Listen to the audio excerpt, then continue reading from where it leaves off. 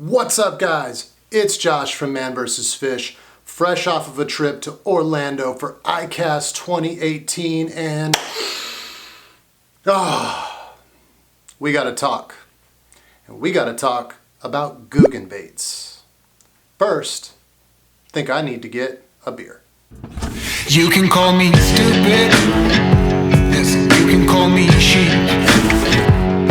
You can say I'm lazy, you can say I'm weak. That one's delicious. I'm a big fan. All right, enough beer talk. Let's talk about Googan Baits. I have been attending ICAST since 2012. I've seen every bait, every piece of tackle, everything you can imagine come down the pipe. I've never seen the level of hate coming towards a single company.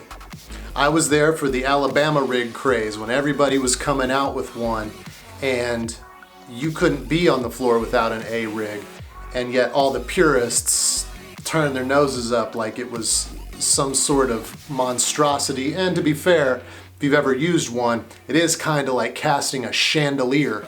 But just the same, even that did not get the level of hate the Googan boys got, and I just don't get it. Let's break it down. So if you don't know who the Googan boys are, it's a group of YouTubers who got together and started making videos. They were making independent videos, and then they kind of got together and did a lot of collaborations, eventually kind of forming this bond called the Googan Squad. And you might have heard of some of these guys if you're on YouTube looking at fishing for any length of time. Consists of John B, Flair, Lunkers TV, Lake Fork Guy, and AP Bassin, or Perrick. I don't know everybody's first and last name, but I know those guys. I know those are their screen names at least, right? So they're out there doing their thing, making YouTube videos, creating content that I consume myself and I find extremely enjoyable. And then they branched out. They decided, you know what? Let's spread our wings, let's fly. They got a partnership together with Favorite Fishing, and this year in 2018, they debuted at ICAST with their own line of baits. Great booth. There was a lot of excitement from the general populace. A lot of kids and a lot of people came out to the On the Water event, got autographs from the guys, and everybody was wonderful and really gracious. I came across them a couple times on the floor. They were quite kind. And I just don't understand the level of hate. So this is what I see as far as the hate goes towards the Googan guys. First, you have the people who basically think, well, they're just out for a money grab. They've gotten too big and now they're doing baits, right? So if you remember back in high school and college, when you had your favorite band and it was a small band and you loved it and you told everybody about it, then they got to a certain point and they got too big for your tastes because everybody kind of started liking them. And now all of a sudden they're sellouts, or their old stuff was better and they're just out for the money now. This stuff happens all the time, and that's kind of what's happening with these guys. There's a lot of haters out there, a lot of people that are really jealous, a lot of people that are kind of jealous of their content and the fact that their channel isn't blowing up. Hey, got news for you. Just do some more work. You'll get there. Trust me, if you're engaging, if your content's good. But don't hate. Don't drink that haterade. Drink something nice like this. Here's the second level of hate I saw towards the Googan boys when I was at ICAST. And it comes from kind of the establishment of tackle, right? The fishing industry, the outdoor industry kind of has a good old boy network. Kind of has a way things are done.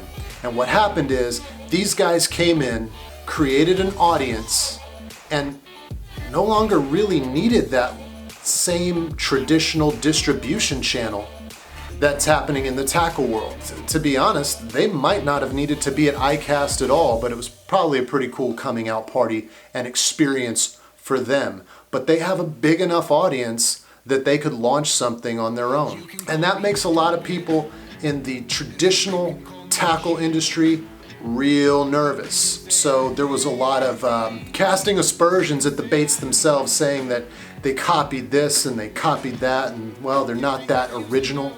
They threw out things, a bunch of different baits. Well, this looks just like that. Well, here's the deal, man. They made a craw, they made a worm, they made a creature bait, they made a couple of other things.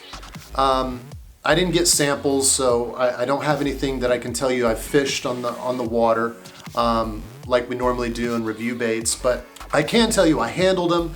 They felt great. They had a very unique feel to them, so a lot of work obviously went in to producing those baits. And here's the deal, if you're making a craw or a worm or a creature bait, it's gonna look like a craw or a worm or a creature bait. You're not gonna make something brand new that has electronic pinchers that wraps its arms around the fish and pulls it in for you. That's not the game.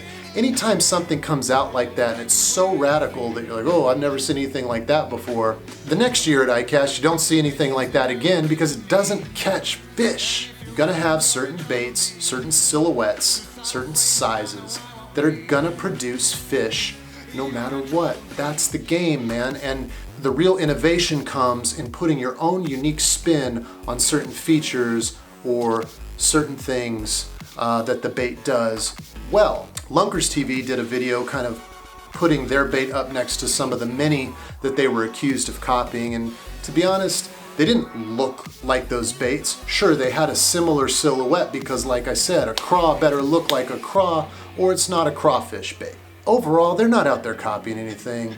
A lot of work went into the suppleness of the plastics. They used flat pack, which if you've ever gotten a bag of flukes, you know that a couple of them you're gonna have to toss because the tail's gonna be bent.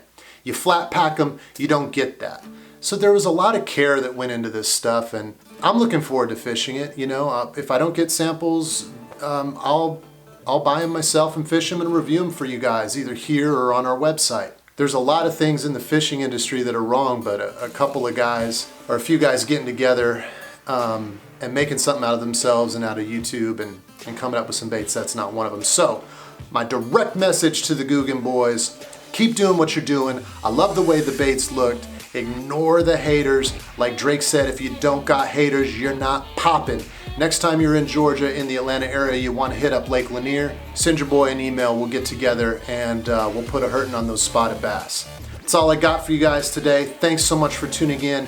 Do me a favor while you're here, hit that like button. Whoop! Go on up there and hit that subscribe button. It means the world to me, all of our subscribers. It just really means a lot to have that support.